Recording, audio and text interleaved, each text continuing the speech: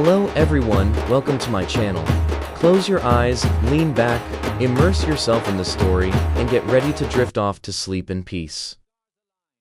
Don't forget to subscribe and leave a comment. Contrary to a popular modern myth, medieval people did not enjoy some carefree, unencumbered sexual paradise before the arrival of stricter modern morality.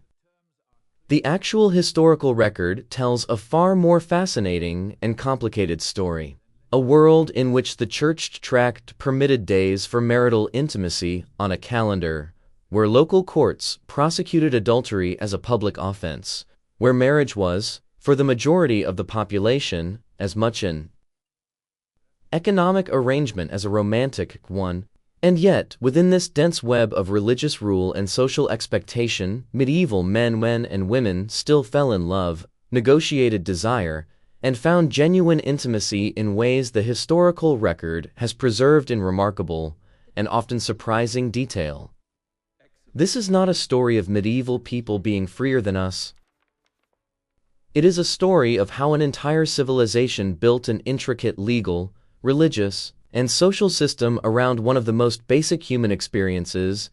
and how ordinary people lived, loved, and sometimes quietly defied that system within the world it created. Over the next few hours, we will explore, using the actual surviving historical record, from church penitential manuals to court records to medieval medical texts, what sex, marriage, and intimacy genuinely looked like across the medieval centuries, separating popular myth from documented historical fact. Chapter 1: Marriage as Contract, Not Romance. For the overwhelming majority of medieval people, particularly among the peasantry, who made up the bulk of the population, marriage functioned first and foremost as an economic and social institution, rather than a romantic partnership formed primarily out of personal affection, a reality that stands in significant contrast to modern Western assumptions about marriage's fundamental purpose. Marriages among the peasant classes were frequently arranged, or at minimum heavily influenced, by practical considerations including the combination of land holdings, labor capacity, and family alliance, since a peasant household's economic survival depended substantially on having sufficient working hands and, ideally, complementary property or skills between marrying families, meaning that a prospective spouse's suitability was evaluated at least as much through this practical lens as through personal romantic attraction. Among the nobility, this economic and political logic operated on an even larger and more consequential scale, with aristocratic marriages frequently functioning as instruments of diplomatic alliance, territorial consolidation, and dynastic succession planning, decisions typically made by family heads on behalf of children who, in many well-documented historical cases, married in their teenage years with minimal personal input into the choice of spouse. This is not to say that genuine affection never developed within medieval marriages, and the historical record, including surviving personal letters and later testimony from court records, documents numerous instances of medieval spouses who did develop deep and genuine emotional bonds over the course of their marriages, but the initial formation of the marriage itself, for the great majority of medieval people, followed a fundamentally different logic than the modern romantic ideal of marrying primarily for love, a distinction essential to understanding the broader medieval approach sex and intimacy that this account will continue to explore in the chapters that follow. Chapter 2: The Church in the Bedroom. The medieval Catholic Church, as the dominant moral and legal authority across Christian Europe throughout the medieval period, exercised remarkably detailed and specific regulatory authority over sexual conduct, extending even into the marital bedroom itself, a regulatory reach documented extensively through surviving texts known as penitentials, manuals used by priests to guide confession and assign appropriate penance for various categorized sins, including a genuinely extensive and specific catalog addressing sexual conduct. These texts, produced and used across various regions and centuries of the medieval period, specified restricted days on which even married couples were expected to abstain from sexual relations, commonly including Sundays, other significant religious feast days, and extended periods such as Lent and Advent, restrictions that, if followed with genuine strictness, could theoretically eliminate a very substantial portion of the calendar year from permitted marital intimacy, though historians studying actual medieval behavior generally agree that the practical, lived observance of these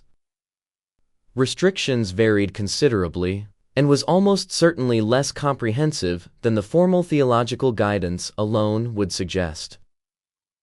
Beyond calendar-based restrictions, medieval church teaching, drawing significantly on the influential theological framework established by early Christian thinkers, including Augustine of Hippo, generally held that sexual intercourse within marriage was morally acceptable primarily, though not always exclusively, when oriented toward procreation, a theological position that shaped extensive additional guidance found in penitential and canon law texts regarding acceptable sexual positions, with several medieval sources specifically expressing disapproval of positions or practices considered to deviate from what was framed as the natural procreative purpose of act. Guidance that historians studying these sources note reflects a genuinely serious and detailed medieval theological engagement with human sexuality, even as it simultaneously demonstrates the Church's significant ambition to regulate an area of human life that, as this account's later chapters will explore, ordinary medieval people did not always follow with complete fidelity to official doctrine. Chapter 3: The Marital Debt. Medieval canon law developed a specific and genuinely influential legal and theological concept known as the conjugal debt or marital debt, holding that each spouse within a valid marriage owed the other a reciprocal obligation to engage in sexual relations upon reasonable request, a doctrine grounded in a specific biblical passage from the writings of Paul the Apostle and developed into considerable legal and theological detail by medieval canon lawyers and theologians across the period. This doctrine carried genuine practical legal weight within medieval ecclesiastical courts, which held jurisdiction over marriage-related disputes throughout the medieval period, with documented historical cases of spouses, including wives, bringing formal legal complaints against partners who persistently refused to fulfill this marital obligation, a legal avenue that, notably, provided medieval women a documented, if limited, formal legal mechanism for asserting their own sexual and marital rights within a broader social and legal system that otherwise afforded women considerably fewer formal legal protections in most other areas of medieval life. The marital debt doctrine also carried specific and well-documented exceptions and limitations within medieval canon law, including provisions addressing situations of illness, the calendar-based restrictions discussed in the previous chapter, and, in some more developed later medieval legal commentary.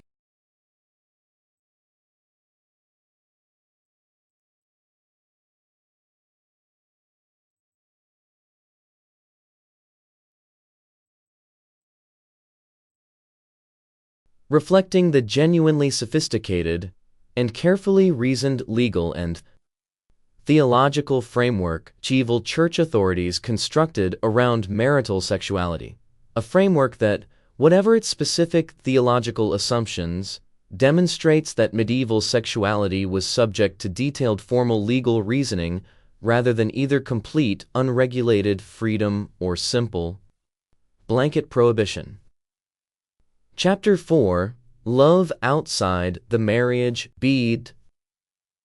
Alongside the Church's formal regulation of marital sexuality, medieval European culture particularly from the 12th century onward among the aristocracy, developed an influential and well-documented literary and social tradition historians term courtly love, a codified system of romantic conduct, most extensively documented in the poetry and literature of medieval France and subsequently adopted and adapted across other regions of medieval Europe, that celebrated and idealized, often deliberately unconsummated romantic devotion, frequently directed by a knight or nobleman toward a married noblewoman of higher social status than himself, involving elaborate rituals of romantic service, poetry, and demonstrated devotion that existed in a genuinely complex and historically debated relationship to actual medieval sexual practice.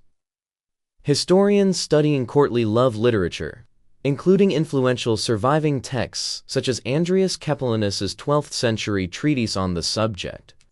continue to debate the precise degree to which this literary and social tradition reflected genuine, widespread medieval aristocratic practice versus functioning primarily as an idealized literary convention with limited direct real-world application, though the broader historical consensus holds that courtly love, whatever its precise practical reality, significantly shaped medieval aristocratic cultural attitudes toward romantic love as a value genuinely distinct from, and in the literature's own explicit framing, sometimes positioned as being in tension with, the practical economic and dynastic logic of arranged marriage discussed in the first chapter of this account, representing a documented medieval cultural space in which romantic passion, even when formally directed outside the bonds of marriage itself, received serious literary and social attention and validation. Chapter 5. When the law entered the marriage. Adultery within medieval Europe carried genuinely significant legal and social consequences, prosecuted through both secular and ecclesiastical court systems, depending on the specific region and period, with documented penalties ranging from public penance and fines to, in more severe or repeated cases, more substantial punishment, and surviving medieval court records from across Europe confirm that adultery prosecutions represented a genuinely common category of medieval legal proceeding, reflecting the significant social and religious importance medieval communities placed on marital fidelity as both a moral and a practical matter, since questions of paternity and legitimate inheritance carried substantial economic and legal weight within a society where property and titles passed through recognized bloodlines. The practical enforcement and social consequence of adultery accusations, however, fell unevenly between men and women across the medieval period, a documented pattern this account will examine in greater detail in the following chapter, though it is worth noting here that medieval legal and social systems generally treated female adultery as carrying more severe practical consequences, both legally and socially, than equivalent male infidelity, a disparity rooted significantly in the paternity and inheritance concerns just described, since a wife's adultery raised this specific practical possibility of illegitimate offspring being passed off as a legitimate heir, a concern that simply did not apply in the same direct way to a husband's infidelity, illustrating how medieval sexual regulation, whatever its religious justification, was also shaped by genuinely practical medieval concerns regarding property, inheritance, and family lineage. Chapter 6. The Question of Age and Consent. Medieval canon law established formal minimum ages for marriage that appear strikingly young by modern standards, with the widely applied canonical minimum generally set at 12 years old for girls and 14 for boys. Ages that reflected medieval theological reasoning regarding the presumed onset of physical capacity for marriage and consummation rather than any developed modern concept of psychological or emotional readiness for marriage, and it is important for a historically accurate account to note this fact directly and clearly rather than minimizing or avoiding it, since it represents a genuine and well-documented feature of medieval legal practice, significantly at odds with modern standards and modern understanding of child welfare and development. At the same time, historical demographic research studying actual, rather than merely theoretically permitted, medieval marriage patterns indicates that these minimum canonical ages did not necessarily reflect typical practice across medieval society, particularly among the peasant majority, where historians have documented average first marriage ages, especially in regions such as medieval England studied through detailed manorial and parish records, considerably closer to the late teens or early 20s for both men and women, a pattern historians attribute significantly the practical economic reality that peasant couples typically needed to establish sufficient independent household resources before marriage was practically viable. Marriage at or near the youngest canonically permitted ages occurred more commonly, though far from universally, among the aristocracy, where the dynastic and political considerations discussed earlier in this account sometimes prioritized securing an early marital alliance. Though even in many documented aristocratic cases, historians note that actual cohabitation and consummation of the marriage was frequently and deliberately delayed until the parties reached a somewhat more mature age, reflecting some degree of practical medieval recognition, even within a legal framework that modern observers rightly find deeply troubling by contemporary standards. That very young marriage carried genuine practical and physical concerns that even medieval society took some documented measures to address. Chapter 7: One a rule for him, another for her.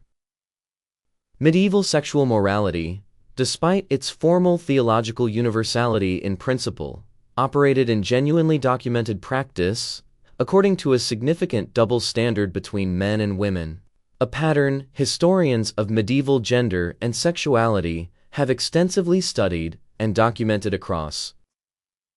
surviving legal, religious, and literary sources from the period.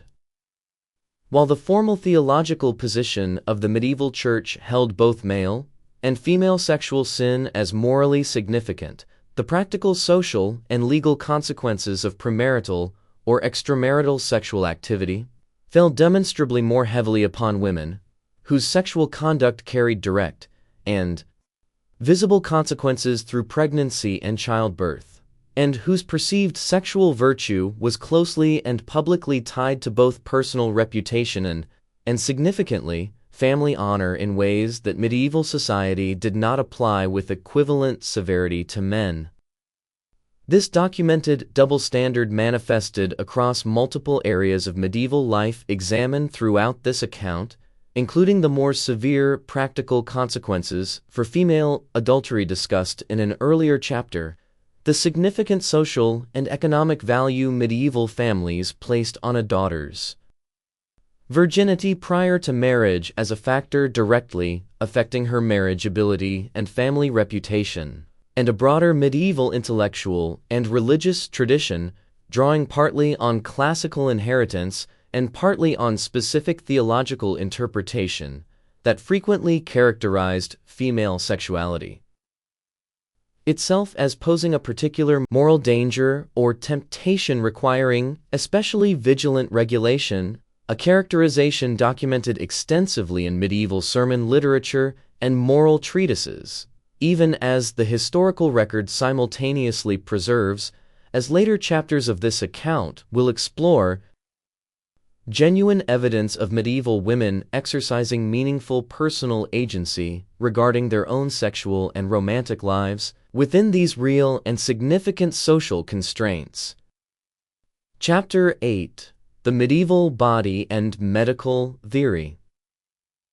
Medieval understanding of human sexuality and reproduction rested substantially on the inherited framework of ancient Greek and Roman medical theory, particularly the humoral system attributed significantly to the physician Galen, which held that both male and female bodies produced a form of reproductive seed, a theory that, notably, granted medieval medical thought a framework in which female sexual pleasure and orgasm were widely believed, based on this inherited classical medical theory, to play a genuinely necessary physiological role in successful conception, since female seed was believed to require the heat generated by female sexual pleasure in order to be properly released and combine with male seed to produce pregnancy, a medical belief documented extensively in surviving medieval medical texts, and one that stands in genuinely interesting historical contrast to the sometimes assumed modern stereotype that medieval society entirely disregarded female sexual experience as irrelevant. This medical framework carried significant and well-documented practical implications within medieval society, including its occasional but documented use within medieval legal contexts, since the belief that conception required female pleasure was, in certain documented historical cases, invoked as evidence against accusations of rape, specifically on the deeply flawed logical grounds that a resulting pregnancy was taken by some medieval legal reasoning to indicate the woman must have experienced pleasure, and therefore, according to this seriously mistaken medieval logic, could not have been genuinely unwilling. A documented and deeply troubling historical application of this medical theory that modern historians studying medieval legal history have extensively critiqued as representing a genuine miscarriage of justice built upon mistaken medieval medical assumptions, illustrating how medieval medical theory, whatever its occasionally surprising elements from a modern perspective, could also be mobilized in service of genuinely harmful legal and social outcomes for medieval women. Chapter 9: Managing Fertility in a World. What were in modern medicine? Despite official church condemnation of deliberate contraception as a moral sin, historical evidence, including surviving medical and herbal texts, along with documented penitential references specifically condemning the practice, confirms that medieval people did possess, to some documented extent, use various methods aimed at preventing or limiting pregnancy, though the actual medical effectiveness of most documented medieval contraceptive methods varied considerably. By modern scientific evaluation, was frequently quite limited. Herbal preparations believed to possess contraceptive or abortifacient properties appear across surviving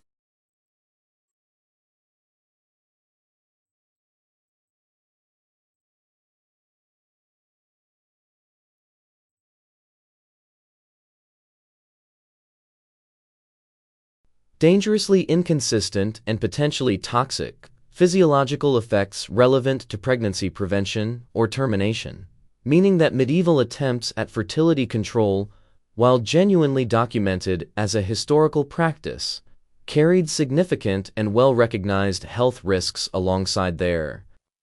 uncertain effectiveness. Beyond herbal preparations, medieval sources also document awareness, and to varying degrees of explicitness across different types of surviving texts, discussion of other fertility management approaches, including withdrawal and extended breastfeeding, the latter of which does carry genuine, if unreliable, physiological fertility-suppressing effects that some historians studying medieval demographic patterns believe may have contributed to observed birth space spacing patterns in medieval populations, alongside the more straightforward approach of periodic abstinence, whether motivated by the religious calendar restrictions discussed in an earlier chapter, or by more directly practical fertility control considerations, illustrating that medieval people, working within the genuine constraints of their available medical knowledge and the moral framework the Church actively promoted against contraception, nonetheless engaged in documented practical efforts to manage the very real and significant physical, economic, and social consequences of pregnancy within their own lives. Chapter 10: The Regulated Trade. Prostitution existed as a documented, in a genuinely notable number of medieval towns and cities, formally regulated rather than universally prohibited feature of medieval urban life. A historical reality that complicates any simple narrative of uniform medieval sexual repression. Numerous medieval municipal governments across Europe, including well-documented cases in medieval London, Paris, and various German and Italian cities, established formal municipal brothels, sometimes directly operated or licensed by civic authorities, along with specific zoning regulations, restricting where prostitution could legally occur and, in some documented cases, specific dress or marking requirements intended to visually distinguish sex workers from other women, a regulatory approach historians interpret as reflecting a pragmatic medieval civic recognition that prostitution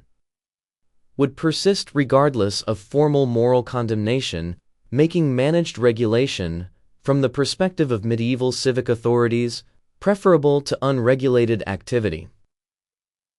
This civic regulatory approach existed in genuine and documented tension with the Church's consistent formal theological condemnation of prostitution as sin, a tension medieval society appears to have navigated through a somewhat pragmatic, if theologically inconsistent, social compromise, in which prostitution was formally condemned in religious teaching while simultaneously tolerated and, in the specific municipal contexts described above, actively regulated in civic practice, with historical records indicating that even some medieval religious institutions derived indirect financial benefit from property rented to brothel operations, a documented historical irony that illustrates the genuinely complex and sometimes contradictory relationship between medieval religious ideals and medieval practical civic and economic life regarding this particular aspect of medieval sexuality. Chapter 11: Same-sex relations under medieval law. Medieval Christian theology and law generally condemned same-sex sexual activity, most commonly categorized within the broad theological category of sodomy, a condemnation documented extensively across medieval religious, legal, and literary sources throughout the period, with penalties for documented convictions varying significantly by region, period, and specific historical circumstance, ranging from religious penance to, in some documented later medieval cases, more severe secular legal punishment, reflecting the genuinely serious, formal legal and religious condemnation this activity faced within official medieval institutional structures. At the same time, historians studying medieval sexuality note that actual documented prosecution for same-sex activity appears to have occurred considerably less frequently in the surviving historical record than the severity of formal condemnation might suggest, and some historians studying medieval literary, monastic, and personal correspondence sources have identified documented instances of apparently close same-sex emotional and romantic relationships, including within some medieval monastic contexts, whose precise historical nature and the degree to which they involved physical sexual relationships remains a subject of genuine ongoing historical, scholarly debate and interpretation, since surviving medieval sources rarely provide the kind of explicit detail that would allow modern historians to draw entirely definitive conclusions, meaning that the medieval historical record regarding same-sex relationships, while including clear evidence of formal condemnation, also includes genuine complexity and documented gaps that historians continue to actively study and interpret using the best available surviving evidence. Chapter 12: The Kosan Celibate Life. Alongside the marital and secular sexual norms discussed throughout this account, medieval society maintained a significant, and, in terms of sheer numbers, genuinely substantial population living under formal vows of celibacy within monastic and clerical religious life, an institutional commitment to sexual abstinence that medieval religious authorities held as representing a spiritually superior state compared to marriage, though still, within official medieval theological teaching, one voluntarily chosen rather than universally mandated for the broader population. Medieval monastic rules, including the widely influential rule of Saint Benedict that shaped monastic life across much of medieval Western Christianity, established detailed practical guidelines specifically intended to support and enforce this celibate commitment, including regulations regarding physical living arrangements, limited private space, and structured daily schedules of prayer and labor designed, at least in part, to minimize opportunity and temptation for violation of celibacy vows. Despite these formal structural supports, surviving medieval historical records, including documented church investigation and disciplinary proceedings, confirm that violations of clerical and monastic celibacy vows did occur and were addressed with varying degrees of severity through internal religious disciplinary processes across the medieval period, a documented historical reality that neither undermines the genuine sincerity with which many medieval religious individuals pursued and maintained their celibate commitments, nor erases the real and substantial numbers of medieval clergy and religious who did successfully maintain this demanding lifelong vow, illustrating that medieval celibate religious life, much like medieval marital sexuality discussed throughout this account, involved a genuinely complex, lived reality operating within, and sometimes undocumented tension with, the formal ideals medieval religious institutions established and actively promoted. Chapter 13, Helois and Abelard, A Documented Love. Among the most extensively documented and historically significant medieval romantic relationships is that of Peter Abelard, a prominent 12th century philosopher and theologian, and Helois, his intellectually gifted student, whose relationship, correspondence, and subsequent life trajectory survive in remarkable and genuinely rare historical detail through their own preserved letters, offering modern historians an unusually direct and personal window into medieval romantic and sexual experience rather than the more typical medieval sources of legal codes, religious guidance. Third-party observation. This account has relied upon throughout its preceding chapters. Abelard, hired to tutor the younger Helois, developed a romantic and sexual relationship with his student that resulted in Helois's pregnancy, a secret marriage arranged to address the resulting social complications, and, following a violent reprisal orchestrated by Helois's outraged uncle and guardian resulting in Abelard's forced castration, the eventual separation of the couple into, respectively, monastic and religious life. The surviving correspondence between Helois and Abelard, written after their separation into religious life, offers historians a genuinely unique and remarkably candid documented medieval perspective on romantic passion, intellectual partnership, and the tension between religious devotion and continuing romantic feeling, with Helois' own letters in particular expressing sustained romantic and physical longing for Abelard even after her formal entry into monastic life, content that historians studying medieval gender and sexuality regard as an exceptionally valuable and rare direct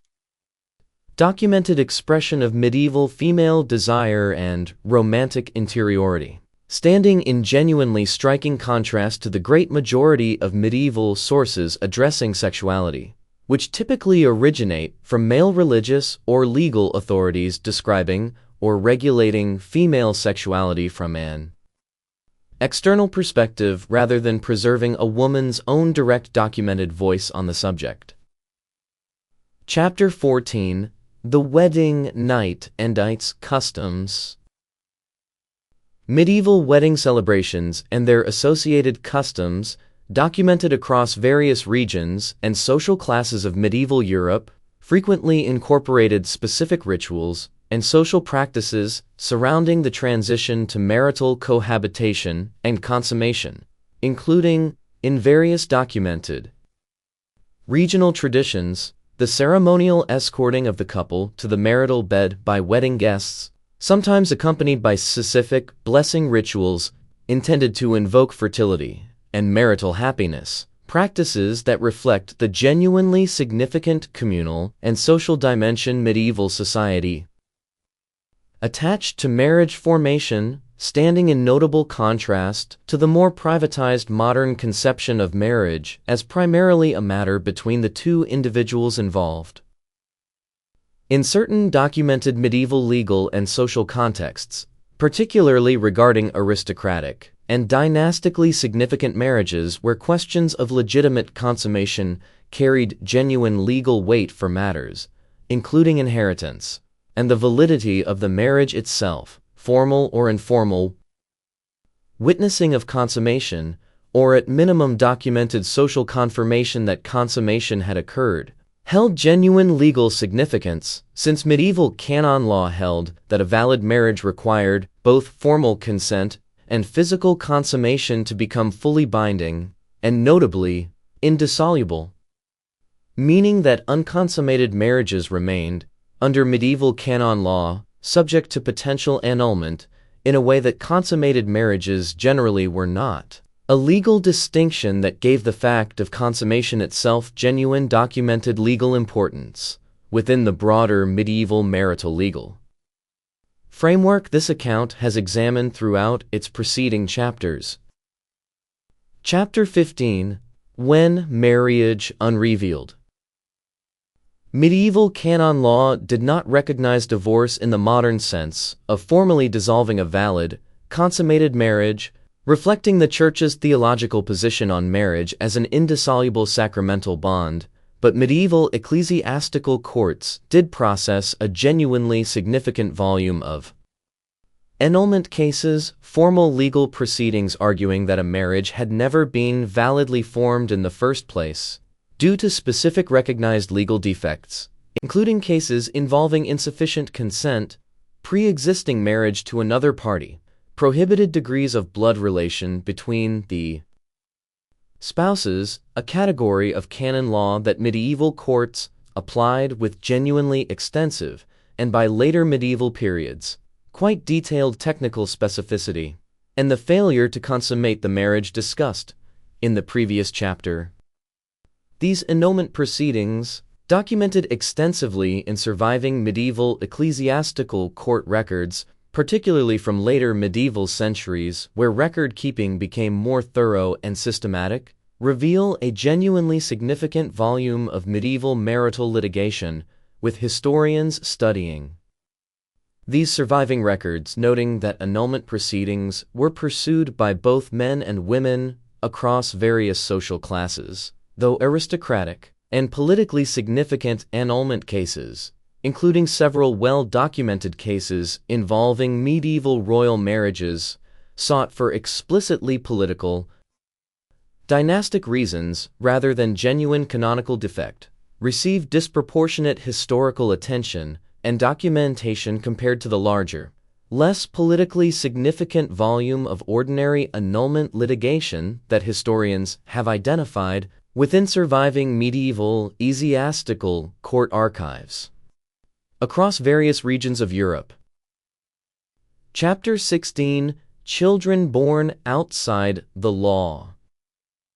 Illegitimate birth carried genuine and well-documented legal and social consequences within medieval society, most significantly regarding inheritance rights. Since medieval law across most regions generally excluded children born outside a recognized valid marriage from automatic inheritance claims to their father's property and title, a legal exclusion that carried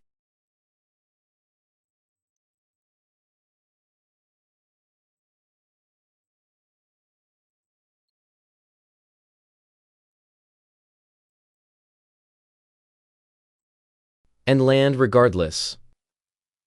Personal merit or paternal acknowledgement and affection. Though medieval history also documents notable and consequential exceptions, including instances of formal legitimization granted through royal or ecclesiastical authority under specific circumstances.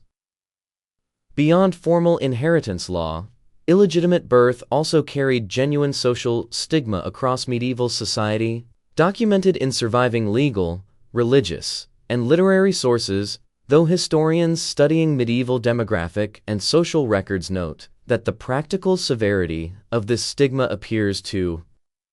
have varied considerably by social class and specific regional custom, with some historical evidence suggesting that illegitimate birth, while never entirely without social consequence, may have carried somewhat less severe practical stigma among the peasant classes, where informal cohabitation arrangements preceding or in place of formal church marriage appear, based on surviving parish and memorial records, studied by historians of medieval social history, to have been more common practice than official church teaching on marriage would suggest, illustrating once again the recurring historical pattern this account has traced throughout its chapters, in which formal medieval legal and religious ideals regarding sexuality and marriage frequently diverged in documented, meaningful ways from actual lived medieval practice. Chapter 17: Charms, Spells, and the Magics of Love. Alongside the formal legal, religious, and medical frameworks this account has examined, medieval popular culture also maintained a genuinely well-documented folk tradition of love magic, including charms, spells, and various ritual practices believed capable of influencing romantic attraction, sexual potency, or fertility. Practices documented extensively in surviving medieval court records addressing accusations of magical practice, penitential texts specifically condemning and assigning penance for such practices, and surviving magical and herbal manuscripts preserving actual documented examples of love charm formulas and rituals from across the medieval period.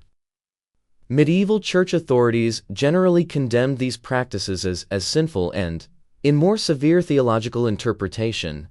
as potentially involving dangerous or forbidden supernatural forces, a condemnation nation reflected extensively in penitential literature assigning specific penance for various documented forms of love magic and related folk practice, yet the genuinely persistent volume of surviving documentary evidence addressing these practices across many centuries and regions of medieval Europe strongly suggests that love magic remained a widely practiced, if officially condemned, feature of ordinary medieval popular culture throughout the period, existing as yet another documented example of the broader historical pattern this account has traced repeatedly, in which official medieval religious and legal doctrine regarding sexuality and romance coexisted, often uneasily, with a genuinely rich and persistent parallel tradition of ordinary medieval popular practice and belief operating alongside, and sometimes directly in tension, with official church teaching. Chapter 18: Toward a Changing World. The medieval framework of sex, marriage, and intimacy traced throughout this account did not end abruptly, but rather transformed gradually across the transition into the early modern period, roughly from the 15th century onward, shaped by several significant historical developments including the Protestant Reformation of the 16th century, which brought genuinely significant theological challenges to specific medieval Catholic teachings regarding clerical celibacy, with Reformation leaders including Martin Luther explicitly rejecting mandatory clerical celibacy and himself marrying a former nun, a direct and historically significant theological break from the medieval celibate ideal discussed in an earlier chapter of this account. This broader early modern transformation also included gradual shifts in marriage practice and legal regulation, including, in various regions across the 16th and 17th centuries, increasing state and municipal involvement in marriage regulation alongside continuing, but evolving church authority and a gradual, if genuinely slow and uneven, cultural shift across subsequent centuries toward increasing emphases on personal romantic choice within marriage formation, a long historical process that would continue evolving across the following centuries well beyond the medieval period this account has focused upon, meaning that the intricate medieval framework of religious regulation, economic marriage arrangement, and documented popular practice traced throughout this account represents not a fixed, unchanging historical constant, but rather one significant and well-documented chapter within a much longer and continuing human historical negotiation between law, religion, economic necessity, and the persistent, universal human experience of desire and intimacy that this account has attempted to document as accurately and thoroughly as the surviving historical record allows. Chapter 19: A Woman's Voice in Medieval Literature. Medieval vernacular literature occasionally preserved genuinely striking and historically significant depictions of female sexual agency and perspective, most notably in Geoffrey Chaucer's late 14th century character the Wife of Bath, whose extended prologue within the Canterbury Tales presents a fictional but historically illuminating female narrator who speaks openly and assertively about her own sexual experience across 5 successive marriages, her views on marital power dynamics, and her direct critique of the Church's theological preference for celibacy over marriage. Discussed earlier in this account, offering literary historians a genuinely valuable, if fictional and filtered through a male author's creative perspective, window into how medieval culture could imagine and articulate a distinctly female voice asserting sexual and marital agency within the broader constraints this account has documented throughout its preceding chapters. Literary historians studying this and comparable medieval literary sources, including various fabliaux, a genre of often bawdy and comedic medieval short narrative verse that frequently addressed sexual and marital themes with considerably more directness and humor than formal religious or legal sources typically allowed. Note that medieval popular literature, taken as a whole, preserved a genuinely wider and more varied range of medieval attitudes toward sexuality than the Church's own formal doctrinal and legal sources alone would suggest, including significant space for humor, female perspective, and open acknowledgement of sexual desire as a normal and even entertaining subject of popular storytelling, complicating any simplified historical picture drawn exclusively from the more solemn ecclesiastical and legal sources this account has examined in its earlier chapters. Chapter 20: Marriage Law Beyond Christian Europe. Medieval Christian Europe existed alongside significant Jewish and, in regions including medieval Iberia and Sicily, Muslim populations, each maintaining their own distinct religious legal traditions governing marriage and sexuality that operated within and in documented legal practice were often formally recognized by the broader medieval Christian political and legal order, offering historians a genuinely valuable comparative perspective on medieval approaches to these questions beyond the Christian framework this account has primarily examined. Medieval Jewish communities across Europe governed marriage and family law through halakha, Jewish religious law, administered through community rabbinical courts, that maintained meaningful legal autonomy in these matters even while operating within broader Christian political jurisdictions.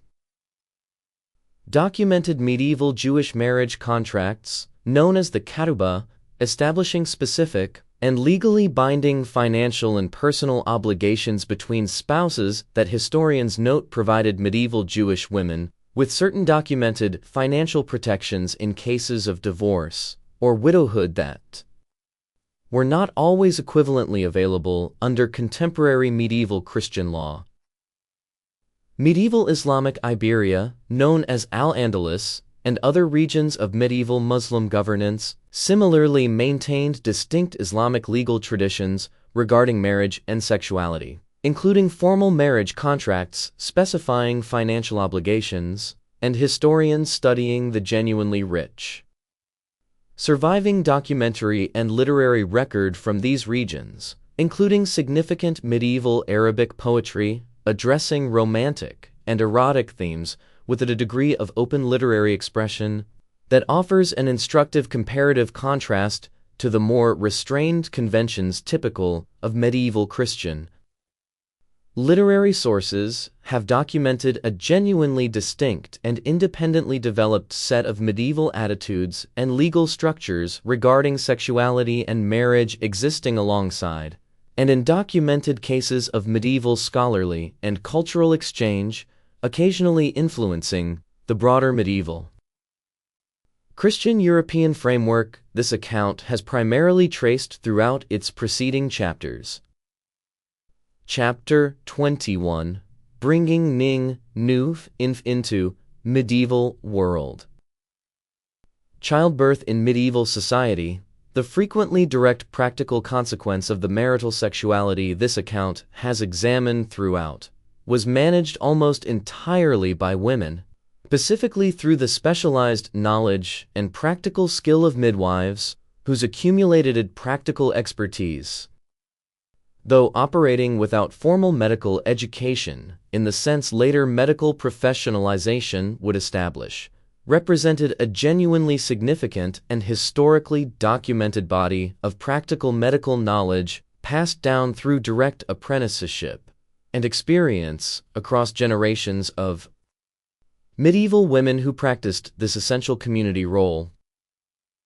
Medieval childbirth carried genuinely significant mortality risk for both mother and child by modern standards, a reality medieval society understood and prepared for through both practical midwifery knowledge and extensive documented religious ritual, including specific prayers and the invocation of particular saints associated with safe childbirth, reflecting the genuine and well-founded medieval anxiety surrounding this genuinely dangerous, if biologically ordinary, human experience. The medieval church maintained a documented and specific theological and practical interest in childbirth beyond general pastoral concern, including formal guidance regarding the emergency baptism of infants in cases of anticipated death during or shortly after difficult childbirth, a practice reflecting the genuine theological weight medieval Christianity placed on baptism for infant salvation, and documented medieval canon law addressing the specific and practically significant question of whether a midwife, in the absence of an available priest during a genuine medical emergency, was permitted to perform this baptism herself, a formally granted exception that, notably, represented one of the relatively few documented medieval circumstances in which women were formally authorized to perform what was otherwise an exclusively priestly religious function, illustrating the genuinely significant practical importance medieval society placed on successfully navigating the dangerous but essential process of childbirth that followed, in the great majority of medieval cases, directly from the marital sexuality this account has examined throughout its preceding chapters. Chapter 22: Forbidden Degrees of Kinship. Medieval canon law developed an increasingly elaborate and, by later medieval centuries, genuinely extensive set of formal prohibitions against marriage between individuals related by blood or, notably, by more distant forms of relation, including marriage-created kinship, and even, in certain documented medieval theological interpretation, spiritual relation established through the religious act of serving as a godparent. Restrictions historians of medieval canon law note expanded considerably in formal scope across the earlier medieval centuries before being somewhat reduced and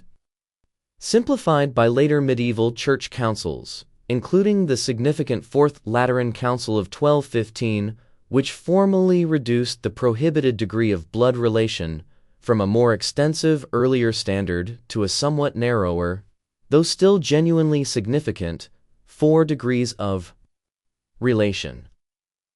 These kinship prohibitions carried genuine and well-documented practical significance within medieval aristocratic marriage practice, in particular, since the relatively limited pool of politically and socially suitable aristocratic marriage partners across medieval Europe's interconnected noble families meant that prohibited degrees of kinship frequently arose as a genuine practical complication, requiring formal ecclesiastical dispensation, a specific papal or episcopal permission granted to allow an otherwise prohibited marriage to proceed validly, and historians studying medieval aristocratic marriage patterns note that such dispensations were documented as being sought and frequently granted with genuine regularity across the medieval period, particularly for politically significant marriages, illustrating once again the recurring pattern this account has traced throughout its chapters, in which formal medieval canon law, however detailed and theologically grounded, operated in genuine and documented practical negotiation with the real political, economic, and social needs of medieval society, including its most powerful and influential families. Chapter 23: A Queen's Annulment. The documented case of Eleanor of Aquitaine, one of medieval Europe's most powerful and historically significant noblewomen, offers a genuinely illuminating case study illustrating several of the legal and social themes this account has examined throughout its preceding chapters. Eleanor's first marriage to King Louis VII of France was formally annulled in 1152 on the stated canonical grounds of prohibited kinship discussed in the previous chapter, specifically their relation within the prohibited degrees, then in effect, though historians studying this case broadly agree that the marriage's practical failure to produce a surviving male heir and the couple's well-documented personal incompatibility represented the genuine underlying motivations for the annulment, with the formal kinship justification serving as the legally available and theologically acceptable mechanism through which this underlying practical and dynastic motivation could be formally achieved within the canon law framework this account has examined throughout its preceding chapters. Eleanor's subsequent remarriage, within a remarkably short period following her annulment, to the future King Henry II of England, itself involving a documented degree of prohibited kinship requiring its own ecclesiastical accommodation, produced a politically consequential dynastic union that significantly reshaped medieval European political geography for generations, illustrating with genuine historical clarity how the formal canon law framework governing medieval marriage, kinship, and annulment, whatever its detailed theological foundation, functioned in documented historical practice as a genuinely significant instrument of medieval political and dynastic strategy, available for skilled and powerful historical actors, including Eleanor herself, to navigate in pursuit of their own substantial personal and political interests, a fitting final illustration of the recurring theme this account has traced throughout its many preceding chapters regarding the genuinely complex and continuously negotiated relationship between medieval sexuality's formal religious and legal regulation and its actual, documented lived practice among medieval people across every level of medieval society. Chapter 24: Intimacy Without Privacy. The practical, physical reality of medieval peasant housing discussed extensively in this creator's earlier account of medieval winter survival, and relevant again here, presents a genuinely significant and often overlooked practical dimension of medieval marital sexuality, since the great majority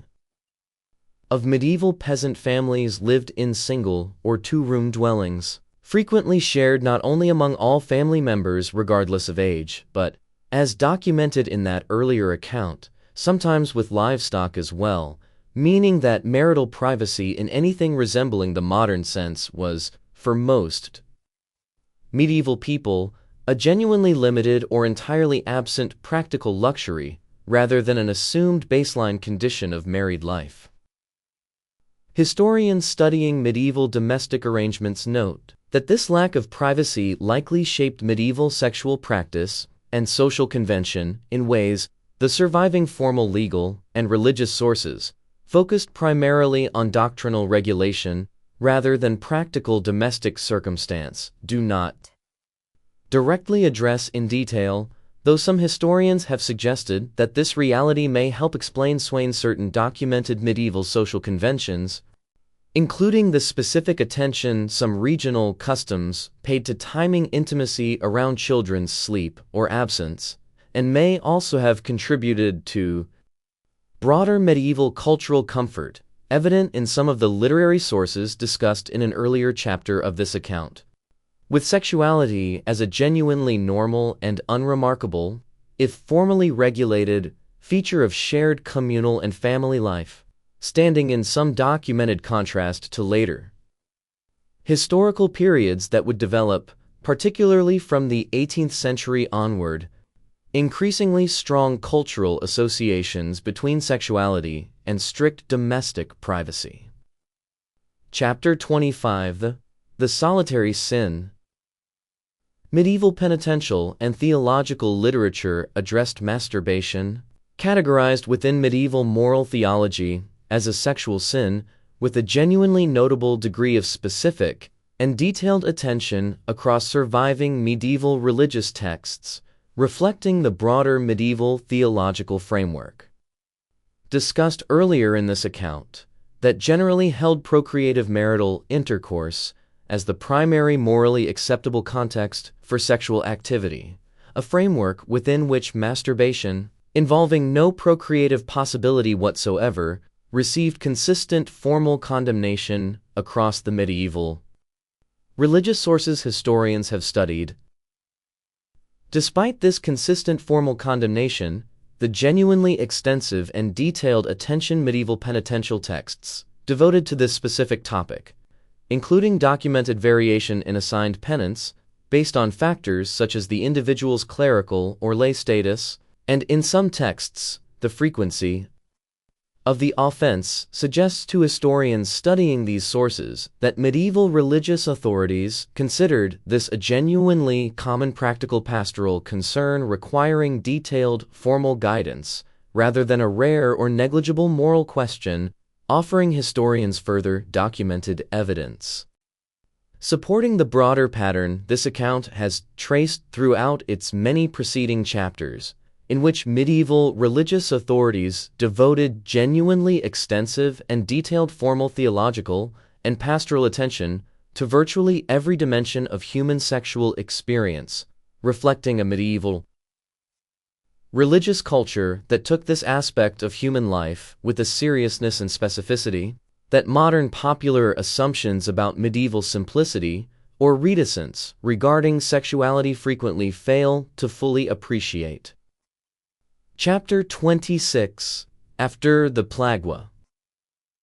The catastrophic mortality of the Black Death, which killed an estimated 1/3 to 1/2 of Europe's population in the mid-14th century, produced significant and well-documented demographic and social disruption that historians studying medieval marriage and family patterns identified as meaningfully affecting the marital and sexual norms this account has examined throughout its preceding chapters. The dramatic post-plague reduction in population, combined with the resulting increase in available land and, in many documented regions, improved wages for surviving laborers, due to significantly reduced labor supply, appears to have enabled somewhat earlier and more widespread marriage among the surviving peasant population in the plague's immediate aftermath, since the practical economic barriers to establishing an independent household, discussed in an earlier chapter as a significant factor delaying peasant marriage, were measurably reduced by the post-plague economic conditions documented across numerous regions of Europe. This demographic disruption also produced documented, if regionally variable, shifts in women's practical social and economic position within some post-plague communities, since labor scarcity in certain documented cases created expanded practical economic opportunities. In some historical interpretations, modestly increased bargaining power for women within both the labor market and, by extension, within marriage negotiation itself, though historians studying this question note genuine ongoing scholarly debate regarding the precise scope, consistency, and duration of these documented post-plague shifts, cautioning against overstating what remained, even accounting for these documented changes, a medieval social order that continued to operate within the broader patriarchal legal and religious framework this account has examined throughout its preceding chapters, illustrating that even a demographic catastrophe of the Black Death's genuinely unprecedented scale produced meaningful, but ultimately bounded change within, rather than wholesale transformation of, the underlying medieval framework governing marriage and sexuality. Chapter 27: Beyond a Simple Binary. Medieval European society, while operating within a formal legal and religious framework that generally assumed and enforced a binary understanding of gender and heterosexual marital norms, nonetheless documented genuine historical instances of gender variance and non-normative gender presentation that complicate any assumption of complete medieval uniformity on this question, including well-documented cases such as that of Eleanor Reichener, a late 14th century individual living in London, whose case survives in unusually direct detail through surviving records documenting an arrest for solicitation while dressed in women's clothing and identifying by a woman's name, with the surviving legal record documenting testimony describing both sexual relationships with men and, notably, work as an embroiderer, occupation coded as feminine within medieval social convention, offering historians a genuinely rare and valuable direct documented glimpse into medieval gender variance existing at the margins of, and in documented legal tension with, the broader medieval gender and sexual norms this account has examined throughout its preceding chapters. The Byzantine Empire, the medieval Eastern Roman state whose distinct historical trajectory diverged significantly from Western medieval Europe, while sharing substantial cultural and religious inheritance, maintained a documented and institutionally significant tradition of eunuchs serving in prominent court, military, and ecclesiastical roles, individuals whose castration, whether performed voluntarily for career advancement or, in some documented cases, imposed upon them, created a socially recognized category, existing outside the standard or binary framework of masculine and feminine social roles, with Byzantine eunuchs documented as occupying genuinely significant and historically well-attested positions of political and religious authority throughout the Byzantine medieval period, illustrating that even within the broadly binary framework of medieval gender assumptions, this account has generally examined genuine historical complexity and documented variation existed at the margins and, in the specific and unusual Byzantine institutional case, occasionally at the very center of medieval political and social life. Chapter 28: The Mystic and the Divine Bridegroom. Medieval Christian mystical tradition, particularly among women religious, developed a genuinely striking and well-documented devotional tradition employing explicitly romantic, and, in the language of surviving mystical texts themselves, sometimes genuinely erotic imagery, describe the spiritual relationship between the individual soul and Christ. A devotional tradition historians of medieval religion trace significantly to the influential medieval interpretive tradition surrounding the biblical Song of Songs, understood by medieval theologians as an allegory for the soul's passionate union with the divine. Language and imagery that medieval female mystics, including Hedwig, Mechtheld of Magdeburg,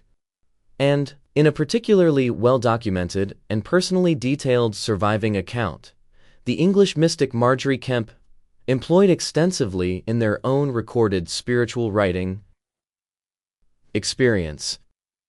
These medieval mystical texts, employing genuinely explicit language of spiritual marriage, passionate longing, and in some documented cases, described bodily spiritual sensation understood by these women and their religious communities as authentic mystical experience of divine union, offer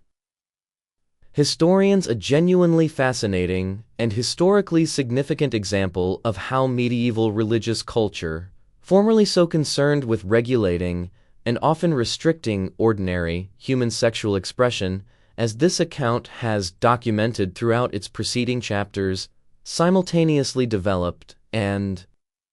notably, celebrated a parallel devotional tradition explicitly employing romantic and erotic language and conceptual framework in service of describing humanity's highest and most valued spiritual aspiration,